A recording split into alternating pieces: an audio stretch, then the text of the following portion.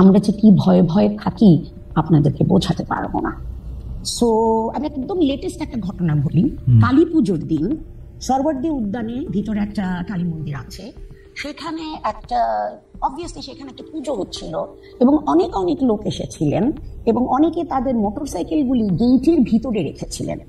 রাত 10টার দিকে এসে তথাকথিত একজন ছাত্র কয়েকজন মিলে গেইটে তালা মেরে দিলেন।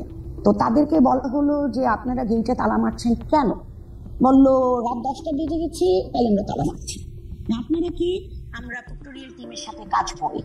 তারা যে আটকেছে শুধু তো নন মুসলিমদেরকে আটকায়নি, এখানে আমাদের মুসলিম ছাত্রছাত্রীরাও ছিলেন এবং এর মধ্যে একটা মেয়ে ছিল, একটা পত্রিকা সাংবাদিক, ক্যাম্পাস সাংবাদিক। তার পোস্ট থেকেই আমরা এটা জানতে পারি। তারপরে তাদেরকে যখন চ্যালেঞ্জ করা হলো তখন তারা বলল যে আমরা ছাত্র এবং আমরা যেটা বলবো সেটাই আইন। আমি বিশ্বাস করি যে এটা কালী পুজো দেখে গেটটা তালা মেরেছে। কারণ আপনি চিন্তা করে দেখেন ঈদে মিলাদুন্নবীর সময় কি হয়েছে। যে কোনো ধর্মভীরু মুসলমানের মতো আমারও খুব প্রিয় ব্যক্তিত্ব হচ্ছেন হযরত মুহাম্মদ সাল্লাল্লাহু আলাইহি সাল্লাম।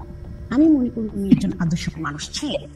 তো ওনার জন্মদিনটা আমরা পালন করব ক্যাম্পাসের ভিতর গরু জবাই করে?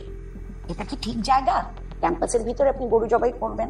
আর একদিকে আপনি আপনাদের অনুষ্ঠান হলে, আপনাদের বলতে আমি মিন করছি এই ছাত্রদের, তারা তাদের গরু কেটে গরু কাটুক খাসি কাটুক সেটাই শোনা, তারা এখানে আনন্দ ফুর্তি করছে। আর যখন অমুসলিমরা তাদের একটা অত্যন্ত গুরুত্বপূর্ণ পুজো তো